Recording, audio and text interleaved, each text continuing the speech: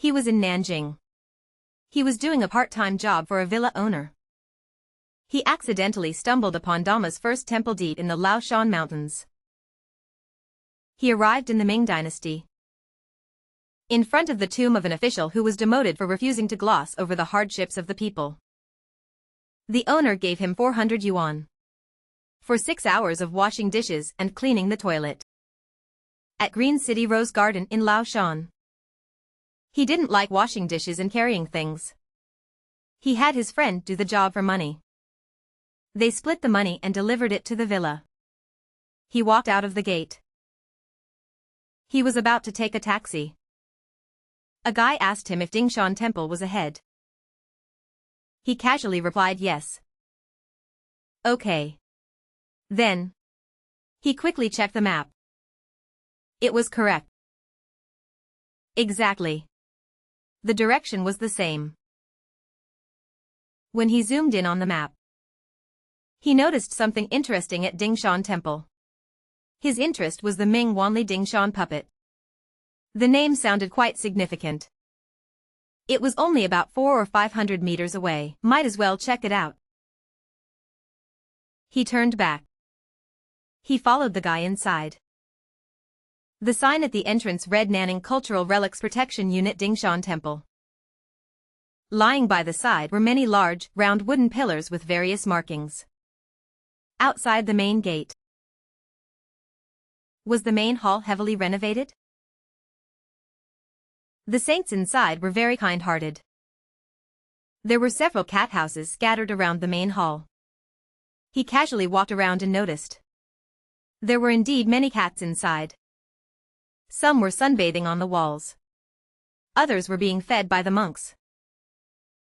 In one courtyard there was a stone statue enclosed in a glass case. It depicted a portrait. He wasn't very interested. He took a photo and left. 2 old guys were planting vegetables by the roadside. A lively, energetic little dog kept running around. He had been coming for 6 or 7 years. There was another building that hadn't been finished yet. He got tired. He sat down.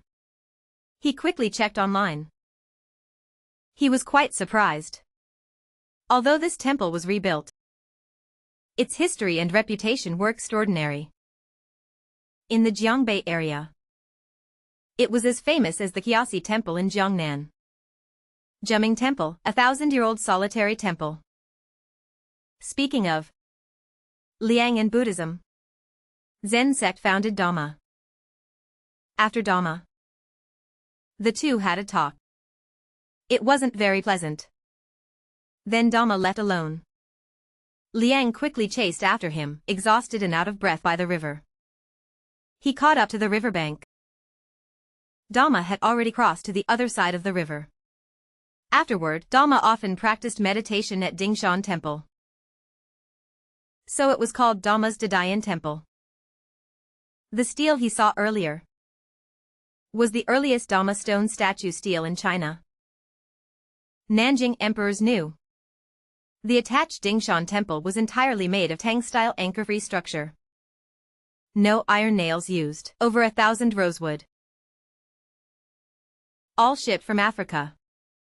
The wooden pillars lying by the gate should be what interested him most. He followed the path uphill. There were steps leading further up. He saw the tomb. The existence of this tomb elevated Dingshan Temple to a whole new level. Zhuang Cheng, a Ming Dynasty person serving as a Hanlin academician. At that time, the national treasury was empty. People were suffering everywhere. Border turmoil in the Ming Dynasty. During the Lantern Festival, great lights were lit, making the court officials lose their minds. Zhuang Cheng didn't want to pretend everything was fine. He and a few colleagues submitted memorial slips expressing their reasons. But the emperor flew into a rage. So they were all demoted. Zhuang Cheng was demoted back to his hometown in Nanjing after some twists and turns. After taking office, he resigned and settled in Dingshan. He was known as Mr. Dingshan. He also served as the Southeast Rice Emissary. Zhou Ruyu. 1,000 families in Jianghuai crying in misery. Such compassionate deeds for the people after resigning. He often used his saved money to help the poor and disaster-stricken. Recently, he kept seeing videos online saying the Ming dynasty was the best era. Emperors loved the people like children. Some even wanted to return to the Ming dynasty. What was going on with this whole thing? Seeing some of the emperor's misfortunes even made him tearful. To say loving the people like children. Zhuangchang was the one. He couldn't hold it in anymore. Everyone was lining up to praise a feudal dynasty. What was the deal with Zhuangchang's situation? He didn't say how harsh the times were. He only submitted memorial slips stating he didn't want to pretend everything was fine. For that, he was demoted. Were the poems he wrote for the disaster-stricken fake? If he went back to the Ming dynasty, he wouldn't be the emperor. Nor would he be Mr. Zhuangchang. Only possibly a prince, a family slave, or a disaster-stricken villager. Some idols being praised had once endorsed a product of a star they had criticized. What is life? What is work?